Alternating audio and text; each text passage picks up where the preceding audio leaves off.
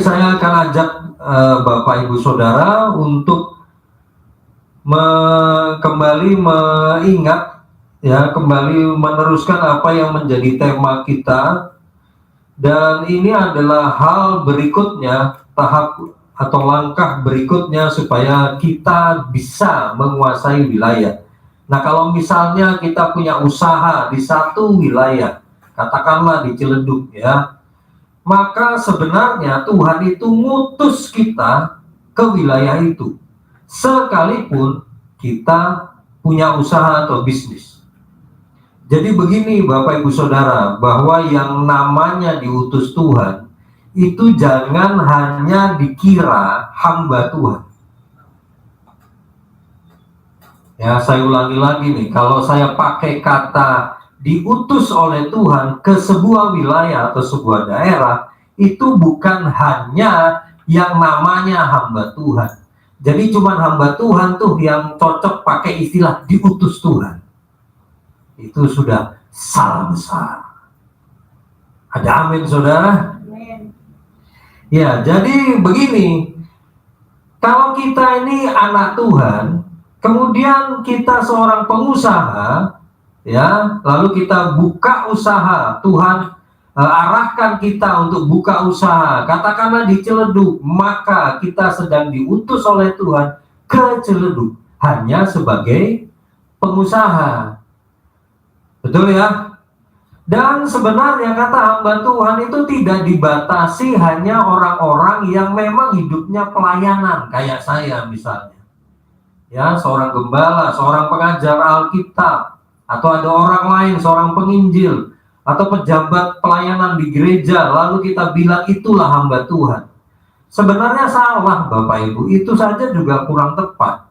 Setiap anak-anak Tuhan itu seharusnya itu masuk satu posisi kehidupan, bahkan itu sebuah kedewasaan juga, yaitu proses menjadi hambanya Tuhan, hidup sebagai hambanya Tuhan. Karena kata hamba itu Bapak Ibu Saudara, itu sebenarnya kalau di Alkitab bukan hanya ditujukan kepada para nabi, rasul, imam.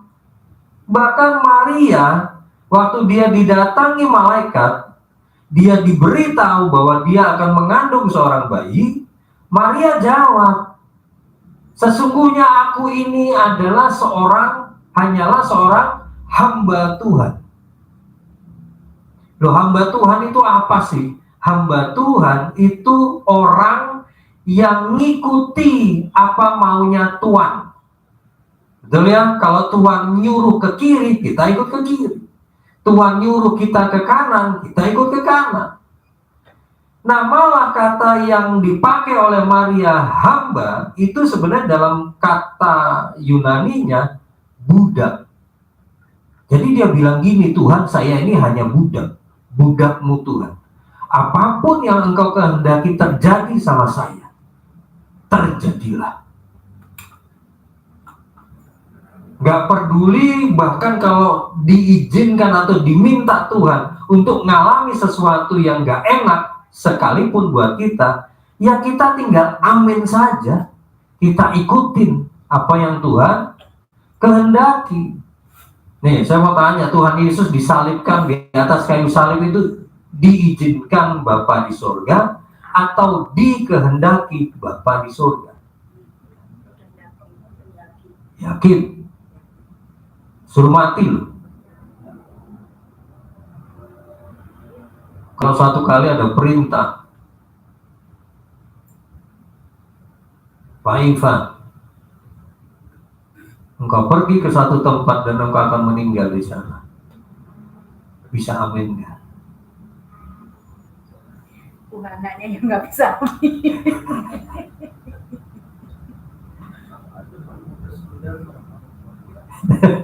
Udah lanjutkan di rumah. Jadi maksudnya begini loh, yang namanya budak itu bukan hanya kalau disuruh saja, bahkan kalau dikehendaki untuk mengalami sesuatu sekalipun itu tidak enak, bahkan kita pandang sebagai sesuatu yang buruk, ya kita harus ngikut. Itu namanya budak, bukan pembantu rumah tangga. Pembantu rumah tangga kalau misalnya nih, ini kasarnya ya, disuruh mati, dia nggak mau. Tapi kalau budak disuruh ngalami apapun yang dikehendaki tuannya, itu dia nggak bakal nolak. Bahkan disuruh mati pun bagi tuannya, dia mau. Kenapa? Karena dia sudah dibeli oleh tuannya. Dia milik tuannya. Gitu-gitu Bapak Ibu, pembantu rumah tangga itu bukan milik tuannya. Betul ya? Digaji iya. Kalau budak digaji kagak. Tapi dia sudah dibeli, dia sudah milik tuannya. Jadi kalau Maria ngomong begitu, itu artinya dia mengatakan, saya ini milik Engkau ya Tuhan. Terserah Engkau menghendaki saya ngalami apa, saya amin saja, saya ikut aja. Nah sekarang kita mau lihat nih. Yang lalu saya sudah sampaikan untuk menguasai sebuah wilayah.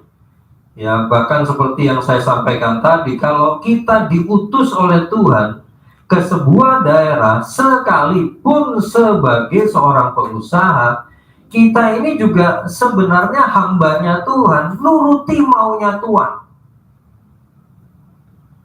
Jadi kita diutus sebagai pengusaha ke sebuah daerah, maka kita ikutin saja. Betul ya? Jadi kalau kita buka usaha di daerah Ciledug, itu pengertiannya begini, bukan hanya berusaha di situ atau buka bisnis di situ. Saya ini diutus Tuhan. Diutus Tuhan untuk apa, Pak? Diutus Tuhan untuk buka usaha. Halo? Diutus Tuhan untuk buka usaha. Terus kita tanya, loh itu pelayanannya di mana, Pak? Loh kalau kita nurut disuruh buka usaha, loh kita ini sudah jadi pelayannya Tuhan, apa? Nurut, suruh buka usaha. Loh Anda kira itu bukan pelayanan? Dan bahkan bisnis kita bisa dipakai Tuhan untuk menangkan jiwa. Oh sudah banyak cerita. Para pengusaha menangkan jiwa. Jiwanya itu yang mana Pak? Loh pegawainya sendiri. Bahkan ada orang-orang Kristen itu memenangkan jiwa dari jiwanya siapa? Pembantu rumah tangganya. Ada pembantu rumah tangga itu akhirnya jadi Kristen karena tuannya. Tuhan pakai tuannya untuk memenangkan pembantunya. Itu sebabnya saya bilang, loh kita semua ini hambanya Tuhan. Bahkan saya mau kasih tahu Bapak Ibu, salah satu proses sebagai anak Tuhan itu proses jadi hamba. Saya mau sampaikan itu banyak hamba Tuhan yang punya predikat hamba Tuhan kayak saya nih. Itu banyak loh. Mereka itu di mata Tuhan tidak bersikap sebagai budaknya Tuhan. Jangan dikira, saudara kira hamba Tuhan itu semuanya hambanya Tuhan? Belum tentu.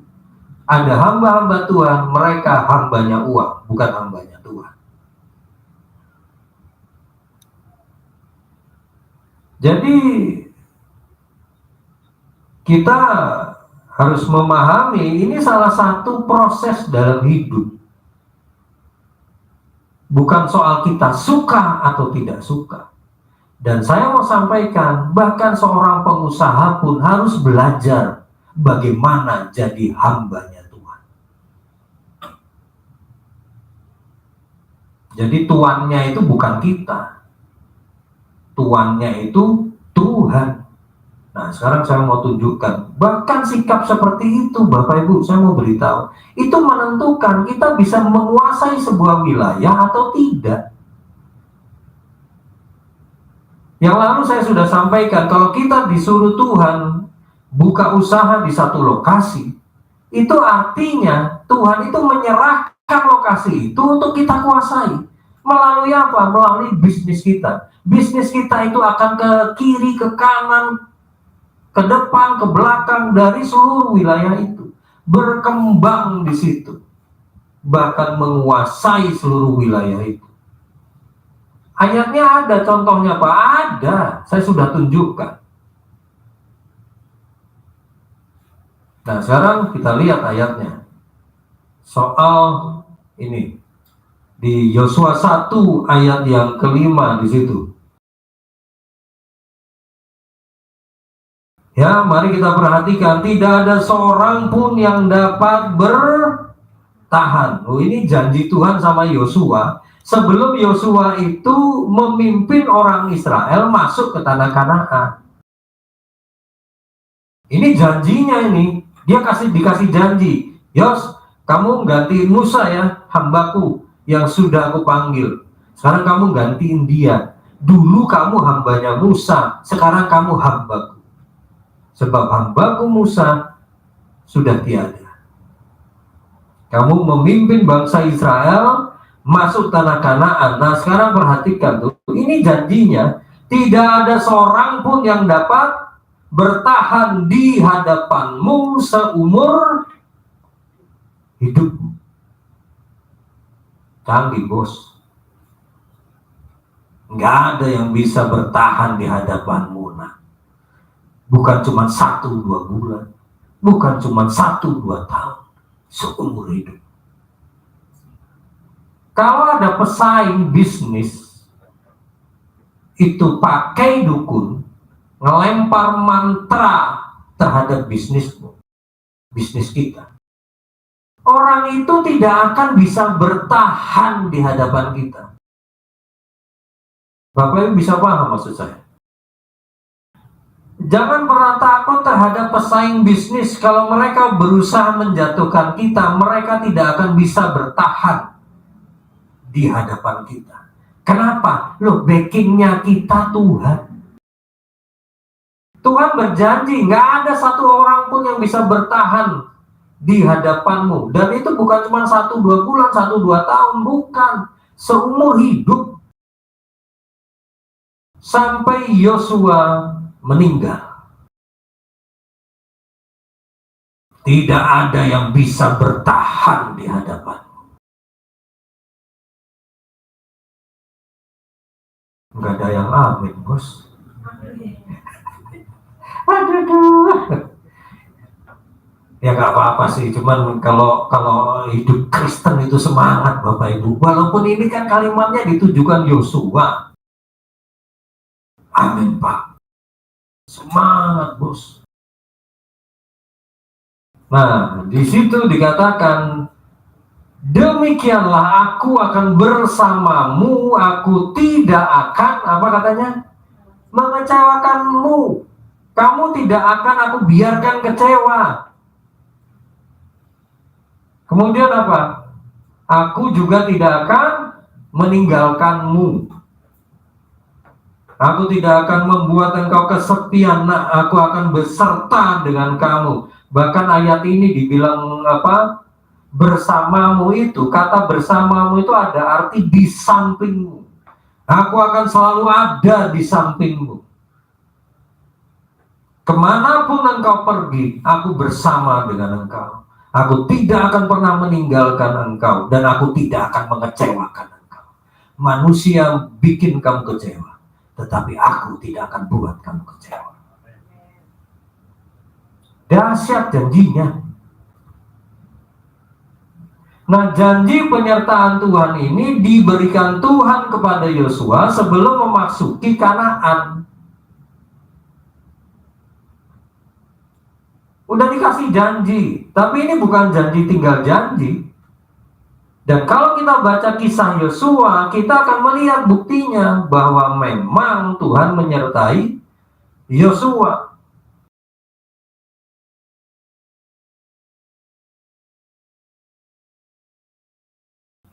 Nah, sekarang perhatikan ini poin-poin dari wujud penyertaan Tuhan. Tuhan itu akan selalu menepati janji. Perhatikan, jadi kita nggak akan kecewa sama dia. Kalau Tuhan berjanji, aku akan memberikan kemenangan kepadamu. Aku akan buat engkau berhasil di dalam bisnismu. Itu yang akan terjadi. Karena Tuhan kalau janji, dia nggak akan ingkari. Itu sebabnya tadi dikatakan, aku tidak akan mengecewakan engkau. Lo lihat tuh ya, Tuhan itu sungguh-sungguh loh. Dia bersungguh-sungguh terhadap Yosua, terhadap bangsa Israel. Bahkan saya mau beritahu, janji tentang tanah Kanaan, Tuhan itu bersumpah kepada Abraham. Apa Bapak Ibu? Bersumpah. Sebenarnya agak mengherankan kalau Tuhan itu harus bersumpah. Loh, dia ini Tuhan loh. Pribadi yang sangat berkuasa, paling berkuasa. Tidak ada satupun kekuatan baik di dunia maupun di langit itu ada yang menyamai Tuhan aja, kagak ada. Ngapain dia harus bersumpah kepada manusia untuk meyakinkan manusianya itu? Tuhan tuh sumpah untuk meyakinkan Abraham dan keturunannya bahwa tanah Kanaan akan diberikan kepadanya. Dia bersumpah. Dan dia tidak cukup hanya bersumpah, dia juga berjanji kepada Yosua, dan Tuhan selalu akan menepati janjinya. Lalu bentuk dari penyertaan Tuhan itu apa? Dia memberikan otoritas dan kuasa. Jadi Bapak Ibu Saudara tidak akan dibiarkan tanpa otoritas dan kuasa. Bahkan dalam soal bisnis pun, itu gunakan juga otoritas dan kuasa. Loh, kuasa yang dimaksud ini kuasa apa? Kuasa yang dimaksud itu kuasa supranatural. Apa Bapak Ibu? Kuasa supranatural. Jadi kalau kita ngomong soal bisnis lalu dihubungkan dengan kuasa supranatural, mujizatnya apa coba? Soal bisnisnya di bidang mujizatnya di bidang apa? Ya bisnis. Contoh, satu hari ada seorang pengusaha. Ini pengusaha mebel. Ya, pengusaha mebelnya ini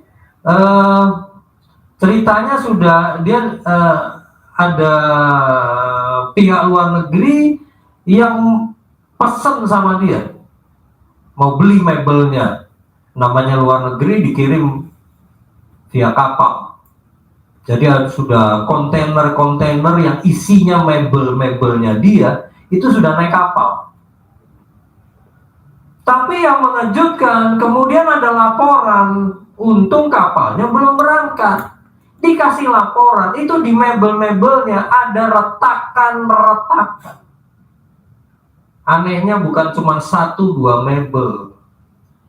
Semua mebelnya tiba-tiba ada retakan. Pertanyaannya, yang bikin retakan itu siapa? Oh, mebel-mebelnya itu kok bisa ada retakan-retakan?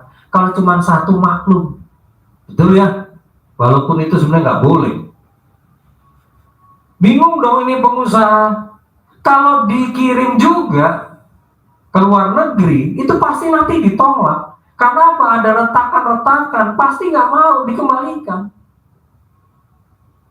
Lalu dia doa sama Tuhan, Tuhan, Engkau yang janji loh sama saya, Engkau akan memberkati saya, akan ada order yang besar. Ini sudah ada Tuhan, tapi kenapa di mebel-mebel itu ada retakan? Tuhan tolong saya.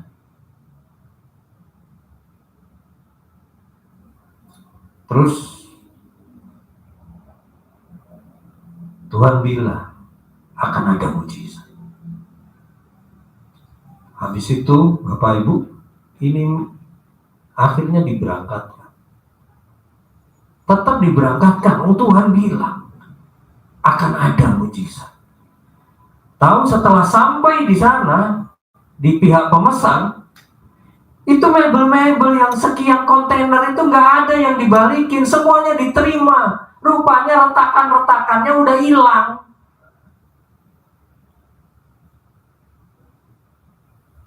Hebat ya. Itu mujizat di dunia usaha. Jadi mujizat itu bukan hanya di dunia pelayanan, di dunia usaha juga ada. Mujizat dalam hal keuangan di dunia usaha juga ada.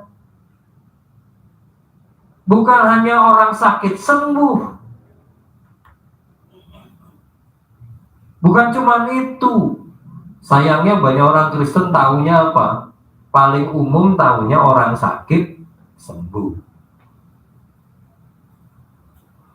Nah, jadi Bapak Ibu Saudara, itulah yang dimaksud bahwa Tuhan memberikan otoritas dan kuasa. Yang dimaksud di sini kuasa supranatural. Ada seorang pengusaha angkot. Ada angkotnya itu udah rusak. Ya, di depan TK mana? TK mana sih, sekitar sini ya. Parkir di situ udah sekian lama, nggak bisa dipakai lagi. Kalau dipakai lagi mesti diservis. Akhirnya apa? Karena waktu itu ini kompleks Ciledug Mas ini belum kayak sekarang. Karena mau ada pengembangan di situ, itu bisnya disuruh diambil. Bingunglah si pengusaha ngomong sama saya. Lalu Tuhan suruh saya dengan satu anak remaja waktu itu anggota persekutuan, namanya Michael. Kamu sama Michael pergi ke bis Bapak ini, doa di bisnya supaya bisnya ini laku terjual. Itu mustahil laku, udah rusak. Ya udah, kami doa di situ. Tahu nggak, waktu kami doa bertiga sama si bapak yang punya bis ini, ada penglihatan, ada buaya. Penglihatan, bukan buaya beneran. Lalu ada pernyataan bahwa bis itu dikutuk sama seorang hamba Tuhan, pendeta. Pendetanya itu punya bisnis sekolah dekat situ juga. Dikutuk itu bis. Akhirnya kami doa, kami usir setannya, lalu Tuhan kasih arahan, suruh bapak ini mandiin bisnya pakai air garam.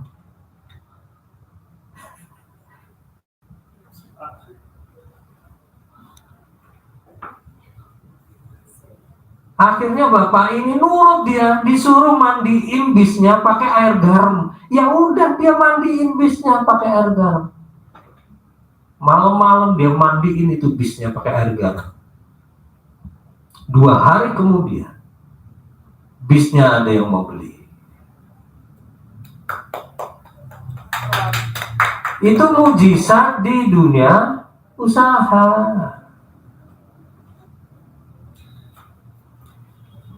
Jadi ada kuasa dan otoritas. Lalu Tuhan juga ngutus para malaikat.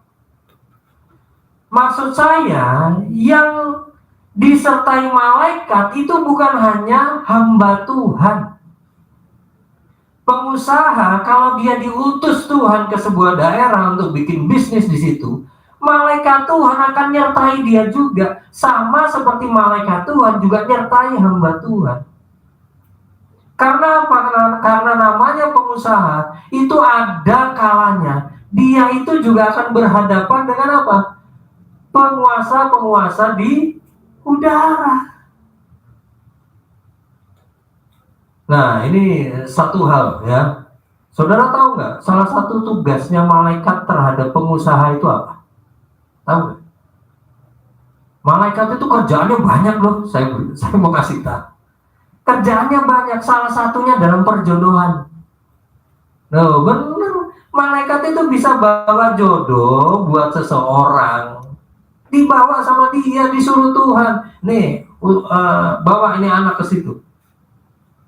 Udah kejadian perjodohan yang ngerjain malaikat ada di Alkitab. Nah, dalam soal bisnis apa? Malaikat itu bisa bawa konsumen datang ke bisnis kita, ke toko kita. Kalau kita punya toko. Kalau di sini sekolah musik, ada siswa-siswa bisa dikirim, dibawa malaikat kemari. Nah, terus apa? Tuhan memberikan perlindungan. Kalau dikirim ada mantra atau jin, yang katanya ada orang kan, orang Kristen ini jualan di pasar, jualan ikan, tiba-tiba ikannya ada belatung. Padahal tadinya nggak ada. Tiba-tiba banyak belatung. Itu jelas kuasa gelap. Sayangnya pengusaha Kristen yang jualan di pasar, jualan ikan itu nggak tahu soal otoritas dan kuasa. Mestinya dia doa, dalam nama Yesus, pergi kau. Itu bisa tiba-tiba belatungnya hilang.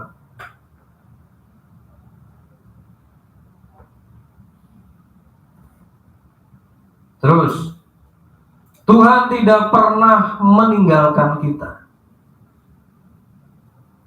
Pak, kalau misalnya tiba-tiba saya bikin dosa, Pak, Tuhan ninggalin saya nggak, Pak? Nah, sekarang saya tanya. Ya toh, kan lagi bisnis, disuruh Tuhan, ya kan, udah bisnis, udah jalan, udah bagus, terus bikin dosa. Penyertaan Tuhan itu meninggalkan kita apa enggak kalau kita bikin dosa? Ya, bikin dosa nih, ninggalin kita enggak?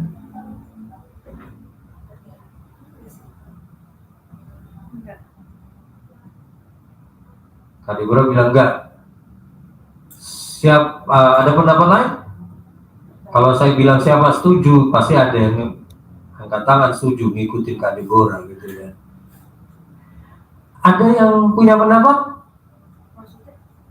Kira-kira Tuhan akan ninggalin nggak kalau kita ini, kan tadi diutus Tuhan bikin usaha, atau diutus masuk sebuah kantor, kerja di situ, terus bikin dosa. Nah, Tuhan itu penyertaannya, Pak, dia akan ninggalin kita apa enggak? Jawabannya, Tuhan tidak pernah meninggalkan kita, sebab dia sudah janji, dia akan menyertai kita. Masa gara-gara bikin dosa lalu dia pergi?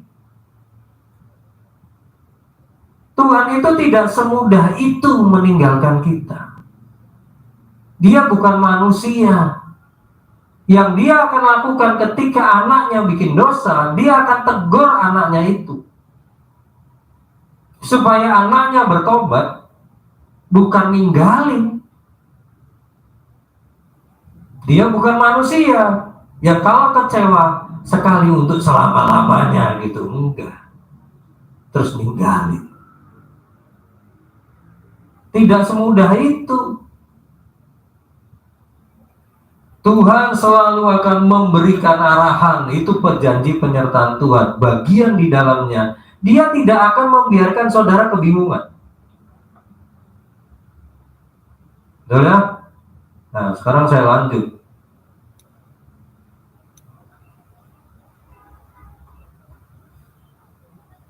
Perhatikan ya ayat ini. Yang lalu kita sudah baca ayat ini. Tapi Tuhan minta sama Yosua.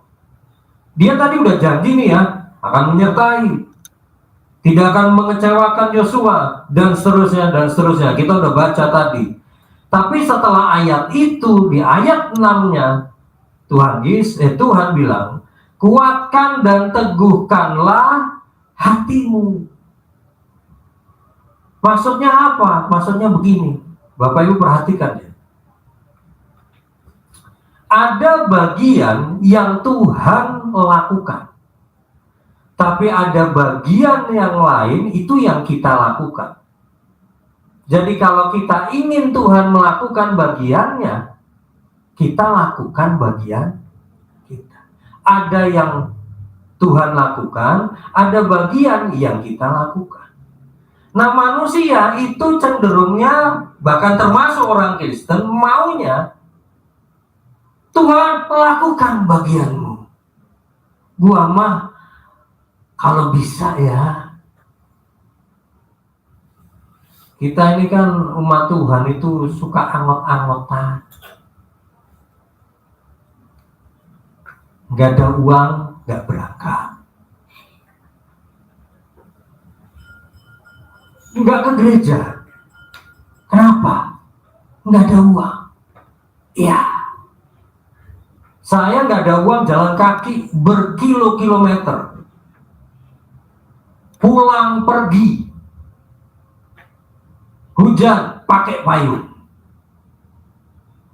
Ada anak-anak Tuhan rintik-rintik, nggak berangkat, bos. Lah, rintik-rintik. Jadi ada bagian yang kita lakukan, ada bagian yang Tuhan lakukan. Bagian Tuhan menyertai Yosua.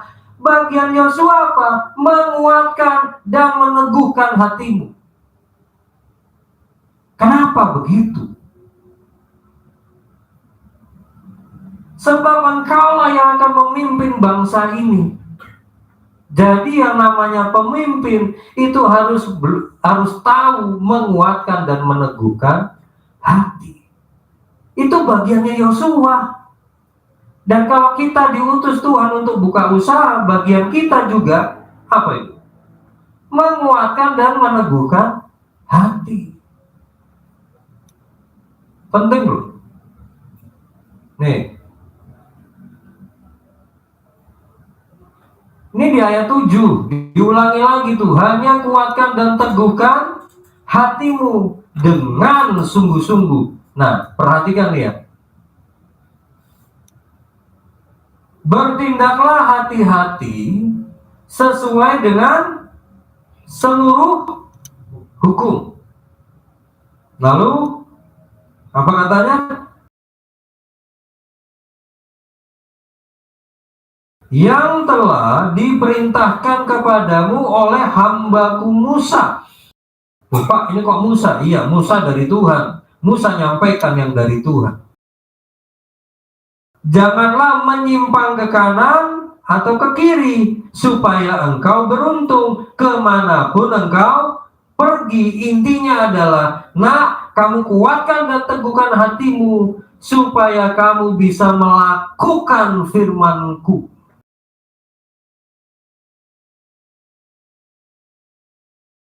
Saya mau sampaikan begini ya Bapak Ibu, salah satu hal penting seorang pengusaha atau seorang pekerja di sebuah kantor itu melakukan baik-baik firman Tuhan.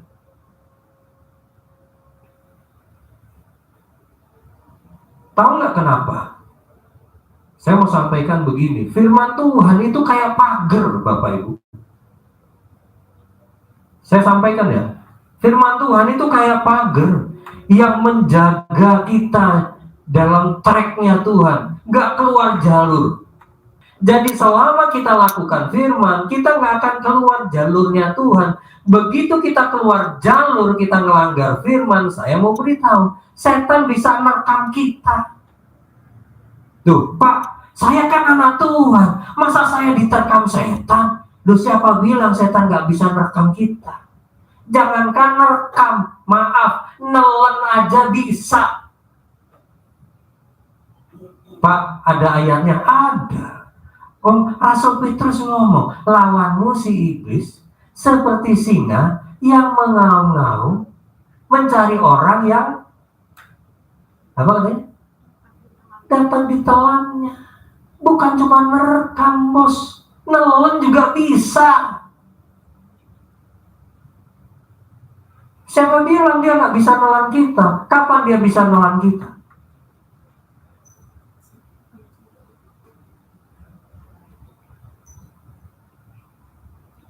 Kapan?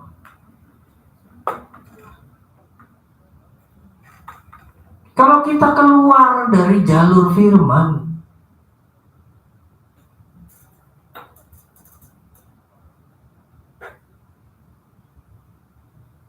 contoh paling dahsyat itu Ayub. Anaknya 10 orang mati, bisnisnya hancur semua, istrinya nolak dia, pembantu-pembantu yang ada di rumah juga nolak dia. dia dibuang sama masyarakat. Kurang apa coba? Komplit itu. Yang melakukan itu semua siapa? Setan.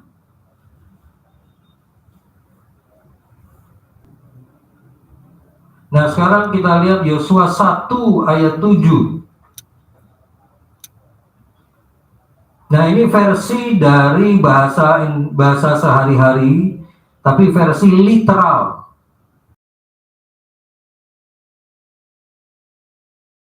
Hanya jadilah kuat dan sangat berani, sehingga engkau bisa berhati-hati untuk melakukan sesuai dengan seluruh hukum yang diperintahkan Musa hambaku kepadamu. Janganlah menyimpang darinya. Menyimpang dari mana? Dari firman, ke kanan atau ke kiri, agar kamu dapat bertindak, apa katanya? Bijaksana kemanapun engkau pergi. Lakukan firman, saudara akan bertindak bijaksana terhadap siapapun, terhadap situasi apapun. Salah satu sebab kenapa anak Tuhan ada yang bangkrut, karena dia tidak bijaksana dalam menjalankan bisnisnya. Bapak Ibu, saya mau sampaikan, kalau bisnis turun, itu jangan nyalain Tuhan. Koreksi diri dulu. Saya salah apa ya?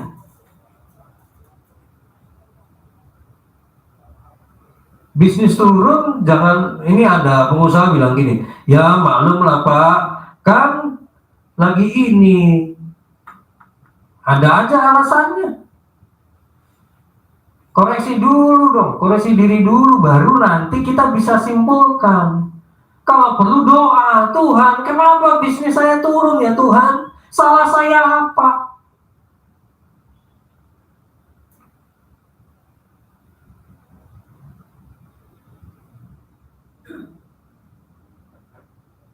Saya pernah sampaikan lagi khotbah begini ke salah satu di antara kita, tiba-tiba kan saya ngomong, itu setan-setan di sekitar tempat usaha itu sedang melihat bisnismu. Dan setan-setan itu bernafsu untuk ngancurin bisnis kamu. Dan sekarang saya mau sampaikan loh, jangan dikira itu hanya untuk orang itu saja. Nih, ini maaf ya, barusan nih Tuhan ngomong sama saya. Ini setan-setan di sekitar Citras Ciledug itu bernafsu banget ngancurin bisnis ini. Nih, barusan Tuhan ngomong lagi. Mereka tiap hari ngeliatin Citras di sini.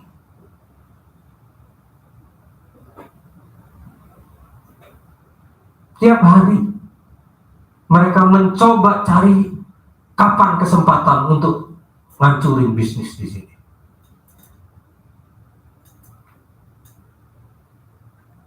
Itu sebabnya penting bagi kita jaga diri tetap dalam jalurnya firman Tuhan. Jadi begini Bapak Ibu, apa hubungannya dengan kuatkan dan teguhkan hati? Kalau kita gagal menguatkan dan meneguhkan hati, biasanya kita nggak akan punya kekuatan untuk melakukan firman. Contoh, misalnya ini situasi lagi buruk misalnya, ya, ekonomi. Terus setan itu ngirimkan pikiran negatif ke kita. Tuh lihat, situasi bisnis lagi kacau nih. Tuh lihat, harga-harga naik. Tuh. Bahan baku bisnismu itu lagi naik. Saya kan lagi mulai bisnis kopi nih. Tiba-tiba harga bahan baku kopi naik tinggi. Loh, setan itu bisa pakai keadaan itu loh untuk ngintimidasi saya. Dia kirim pikiran, gimana kamu mau beli bahan baku? Nanti jualnya berapa, bos? Betul nggak? Pasti. Keadaan negatif itu akan dipakai oleh setan untuk ngintimidasi. Kalau udah intimidasinya berhasil, kita gagal untuk menguatkan dan meneguhkan hati, melakukan firman pasti gagal. Paling tidak yang sering terjadi, kita akan mulai menghujat siapa? Tuhan.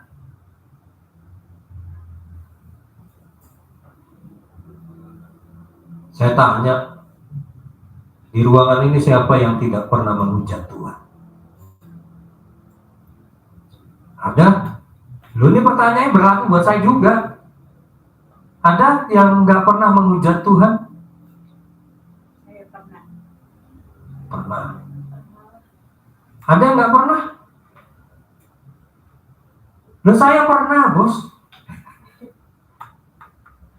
Pak, Bapak ini pendeta kok nggak? Loh, ngapain sih pendeta itu jaim-jaim itu buat apa? Tuhan tahu. Jujur aja lah. Terus saya yakin di sini nggak ada yang nggak pernah menghujat Tuhan sama sekali. Kalau ada, tolong ajarin saya. Kok hebat banget Anda? Saya mau berguru lah. Loh bener. Ini misalnya Steffi nih, tiba-tiba bilang, saya nggak pernah Kak. Bener? Iya. Paling tidak sebulan ini saja atau setengah tahun ini saya nggak pernah menghujat Tuhan. Saya selalu bersyukur. Saya daftar jadi murid dia. Bener? Gitu nggak sih?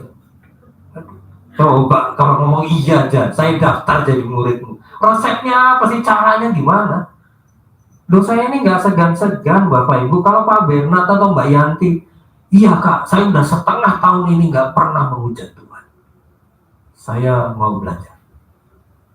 Tolong ajari saya.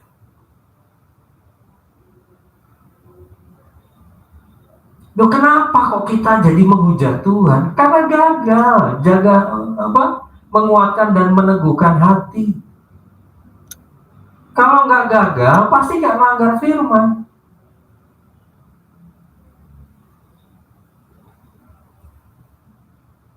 Bila kita gagal menguatkan dan meneguhkan hati, maka kita bisa gagal melakukan apa?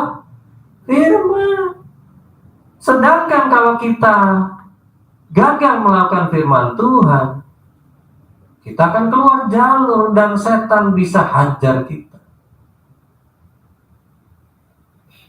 Nih sekarang saya ngelanggar firman, lalu ada setan nih datang nyuri dari bisnis saya.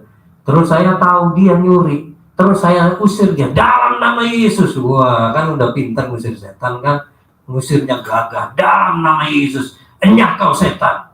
Setannya malah duduk di kursi, dia ongkang-ongkang. Duh, kenapa kok sudah gagah ngusirnya, setannya nggak pergi? Loh, bisa nggak kita ngusir, setannya nggak pergi? Bisa nggak?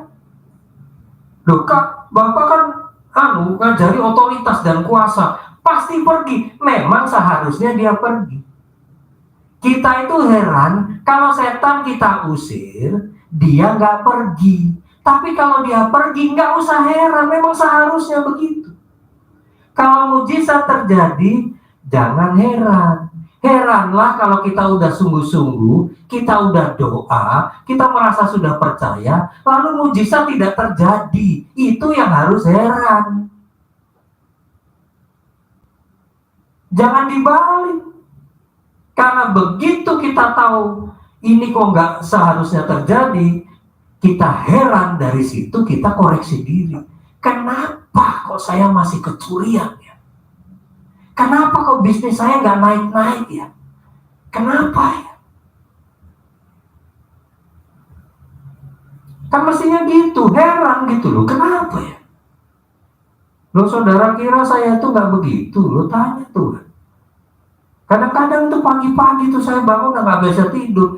Itu saya doa, Tuhan, ini terjadi begini tuh kenapa ya Tuhan?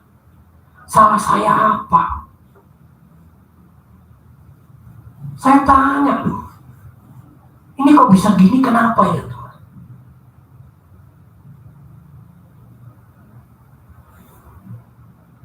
Tuhan nggak mungkin, Tuhan yang salah itu nggak mungkin. Loh, dia nggak akan ninggalin kita kok dengan gampang.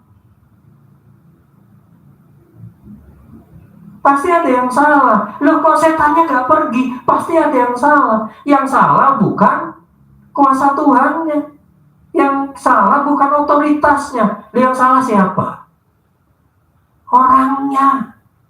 Jangan nyalain setan juga. Salah Tuhan, dia gak pergi-pergi, padahal aku sudah pakai namamu. Itu malaikat di sebelah kita garuk-garuk kepala sambil tepok jidat. Ini orang raga-raga juga. Ya ampun, udah jadi orang Kristen puluhan tahun masih begitu aja.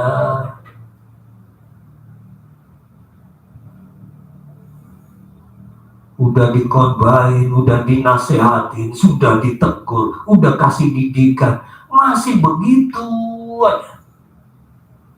Malaikat pun ngelus dada. Tuhan Yesus meneteskan air mata.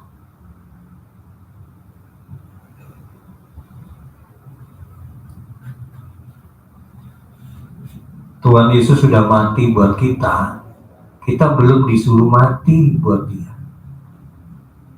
Tapi kadang-kadang bandelnya setengah mati, malesnya setengah mati, korban gak mau, susah sedikit gak mau. Bayar harga cuman sedikit aja gak mau. Terus kita dengan gampangnya doa, Tuhan berkati saya.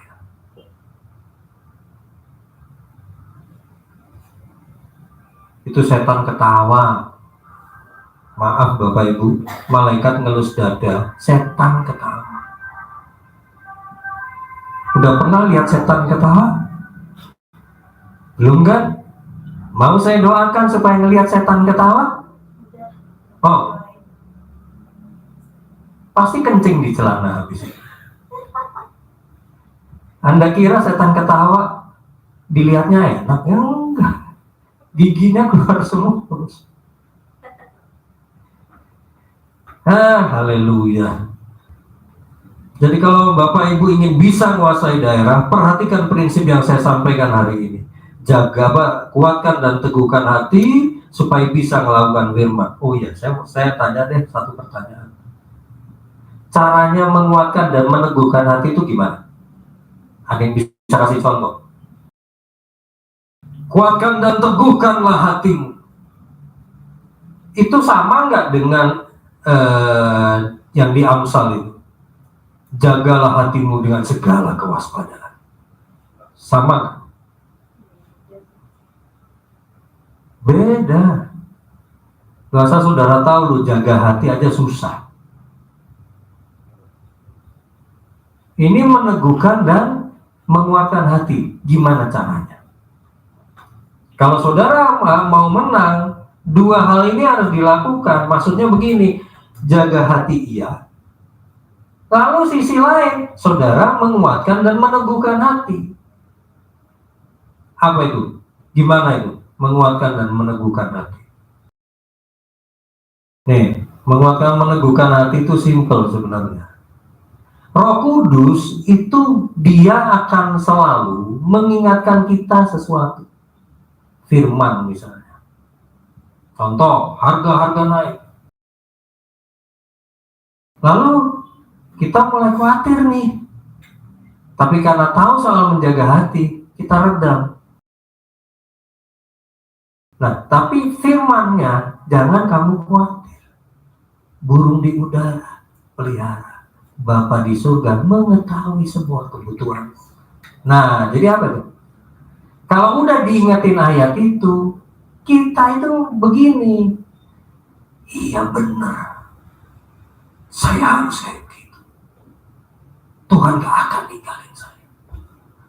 Saya percaya Tuhan, Engkau akan pelihara saya. Nah, itu menguatkan dan meneguhkan hati. Kita merespon pada apa yang diingatkan Tuhan, janji Tuhan. Saya percaya saya tidak akan ditinggalkan Tuhan. Sesungguhnya Tuhan tidak akan meninggalkan saya. Semua kebutuhan saya akan terpenuhi. Saya percaya bisnis saya yang turun ini akan kembali naik. Nah, itu menguatkan dan meneguhkan hati. Itu sebuah sikap. Belajar untuk nguatin hati kita sendiri. Nah, dasarnya apa? Firman. Janji Tuhan. Itu yang dipakai. Bukan janjinya Pak Toim ya. Pak Toim udah janji, nanti saya bantu 1M. Nah, nguatkan hatinya gara-gara janji 1M itu. Itu salah besar. Itu namanya bergantung sama manusia.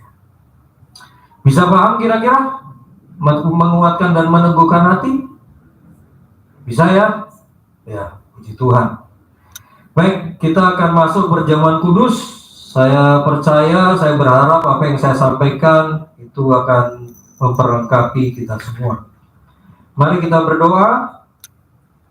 Tuhan Yesus, kami mengucap syukur untuk firman-Mu yang sudah kami dengar dan kami renungkan bersama-sama.